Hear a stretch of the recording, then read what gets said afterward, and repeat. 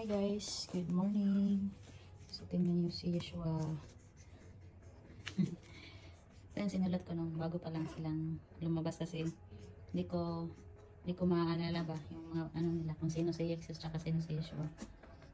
Kasi ito na tulog. Kasi wala si Hil. May gupit. Mabili ng gatas.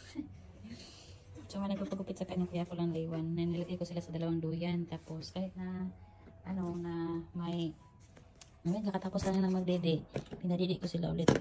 Tapos tingnan niyo, parehas silang hindi nakaubos. Tapos parehas din silang 40 ang natira. Oh, parehas talaga yung tira ng milk nila. Oh, tambal.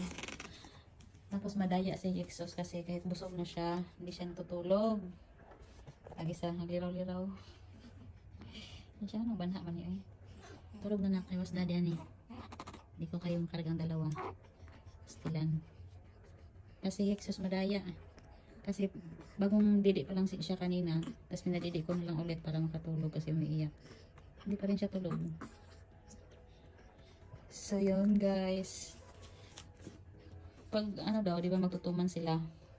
Andito pa pang sigil. So parang okay pa. Pag 3 months na, 2 to 3 months. Kasi babalik na sigil ng trabaho. Hindi ko talaga alam kung sana magka milagro. Yung hindi sila sabay na iiyak ba. Tulog na ulit. Wala pa yung daddy. Naghahanap pa ng pera.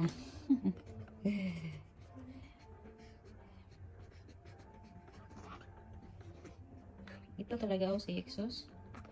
Gusto niya magpakarga. Pagkakargahin mo to, na siya, matutulog. Ayan na, umiiyak na. Kunin ko na lang kasi nadi-disturb yung isa. Oh, lagi. Oh, let's go. Wait lang.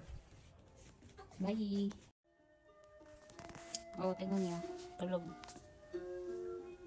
Paantok-antok. Uy. Hindi pala. Oh, yan na. Wala nang nakasakay sa duyan niya kasi gusto magpakarga. Nasanay na talaga siya. Pero si Yeshua, yun o. Ayun si Yeshua o. Tulog lang. Tapos itong isa. Hindi na siya naiyak kaya kinarga ko naman. Hi. Wala kasi si Hil kaya kinuha ko na siya agad kasi kung magising. Kasi pag umiiyak yung isa tapos wala na. Magsiiyakan na silang dalawa kaya kinuha ko na siya agad para hindi ma-disturbo si Yeshua. Tapos ganito, alam niyo sa gabi hanggang sa kagabi, simula nung oras yun, doon lang siya kay Hil lagi. Naka-ganito.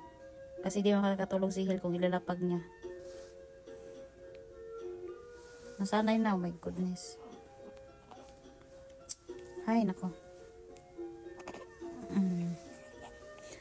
Sabi niya ang ingay naman ni mami, oh.